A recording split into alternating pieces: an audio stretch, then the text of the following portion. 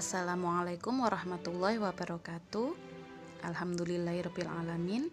Selamat pagi anak-anak semuanya. Bagaimana kabarnya hari ini? Semoga kita semua selalu dalam perlindungan Allah. Hari ini kita mempelajari tema 7, subtema 1, pembelajaran 5. Ayo membaca.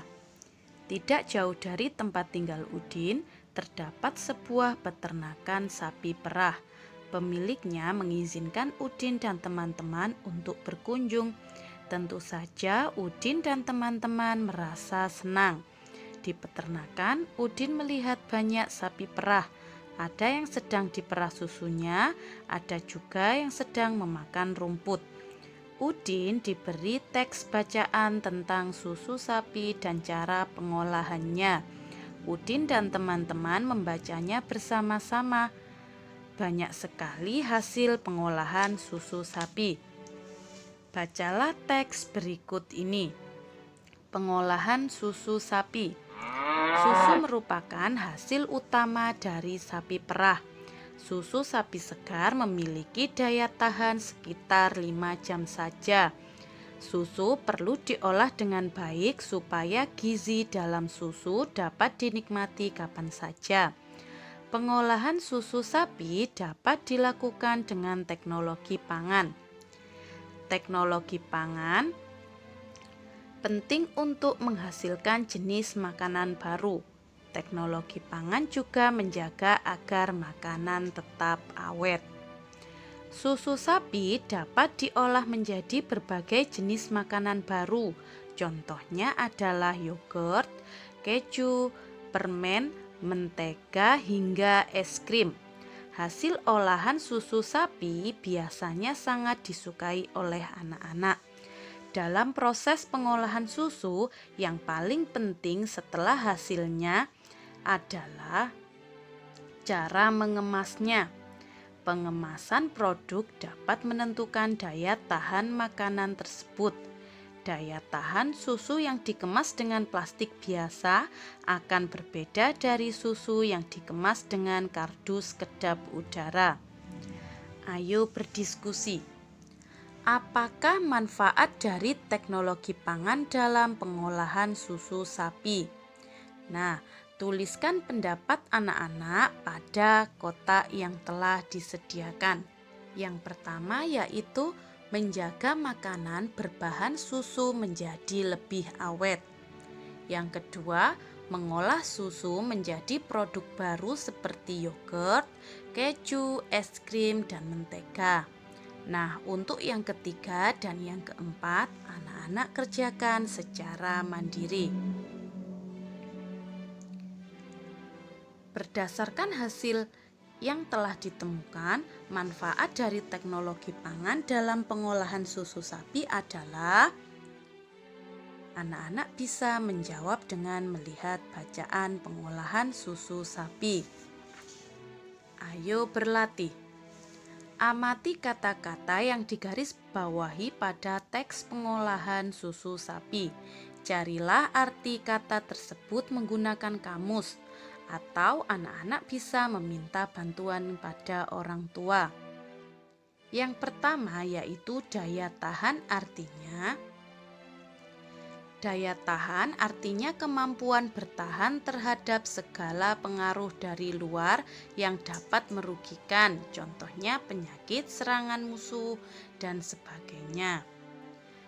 Teknologi yang kedua artinya metode ilmiah untuk mencapai tujuan praktis, ilmu pengetahuan terapan. Nah, untuk yang ketiga, pengemasan, dan yang keempat, kedap udara, anak-anak kerjakan secara mandiri. Setelah itu, buatlah kalimat baru atau anak-anak membuat kalimat menggunakan kata-kata di atas, mulai dari daya tahan sampai kedap udara. Ayo mengamati. Simaklah cerita tentang keragaman dalam kehidupan sehari-hari. Hari semakin siang, Dayu mengajak Udin dan teman-teman untuk beristirahat sejenak. Di halaman depan peternakan terdapat toko yang menjual berbagai hasil olahan susu. Benny mengajak teman-temannya minum susu. Lani dan Udin menolak ajakan Benny. "Maaf Benny, aku tidak bisa minum susu. Aku alergi terhadap susu sapi." "Aku sudah membawa air minum dari rumah," ujar Lani. "Kalau aku lebih memilih minum yogurt Benny," kata Udin. Setiap orang memiliki pilihan yang berbeda. Benny menghargai pilihan teman-temannya. Benny tidak marah walaupun ajakannya ditolak. Nah, dapatkah kamu jelaskan pentingnya memahami keragaman dalam kehidupan sehari-hari? Memahami keberagaman ditunjukkan untuk mengusahakan dan mempertahankan persatuan dan kesatuan negara Republik Indonesia. Tanpa kesadaran akan keberagaman yang kita miliki, bangsa Indonesia bisa saja terjerumus ke arah perpecahan. Ayo bermain peran. Setiap individu memiliki kebiasaan dan kesukaan yang berbeda. Sifat dan ciri setiap individu juga amat beragam. Beragam artinya bermacam-macam. Nah, bagaimana sikap yang harus kita ambil dalam menghadapi perbedaan? Tuliskan hasil anak-anak semua pada tempat yang disediakan. Misalnya, dengan memahami keberagaman atau macam-macam sifat dan ciri-ciri setiap individu, sifat tenggang rasa dalam diri kita akan terasa.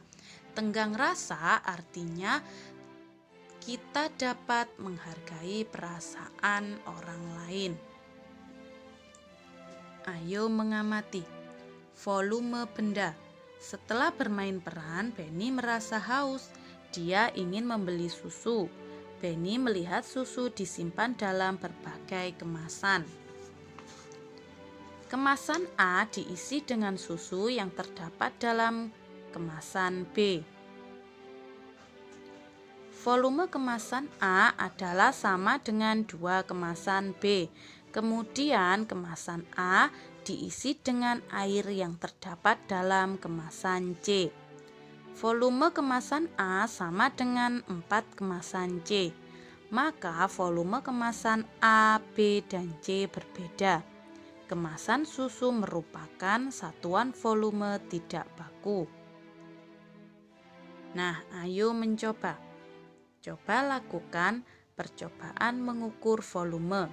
Langkah-langkahnya yaitu yang pertama, kumpulkan botol minum dari setiap anggota. Yang kedua, siapkan alat ukur berupa gelas plastik berukuran sama. Yang ketiga, ukur volume dari air minum di setiap botol minum. Yang keempat, tunjukkan volume air dari setiap botol dengan mewarnai batas air seperti pada gambar. Bisa diperhatikan pada contoh berikut ini. Botol minum milik Dayu memiliki volume paling banyak. Botol minum milik Edo memiliki volume paling sedikit. Membandingkan volume benda. Nah, anak-anak melingkari benda yang memiliki volume paling banyak. Setelah itu, mengurutkan volume benda cair. Amati gambar berikut ini. Nah, urutkan kotak susu di atas mulai dari kotak yang bervolume paling sedikit hingga kotak yang bervolume paling banyak. Itu anak-anak kerjakan secara mandiri. Nah, cukup sekian untuk materi hari ini. Semoga bermanfaat. Apabila ada salah kata, Ustazah mohon maaf yang sebesar-besarnya. Ustazah akhiri, wassalamualaikum warahmatullahi wabarakatuh.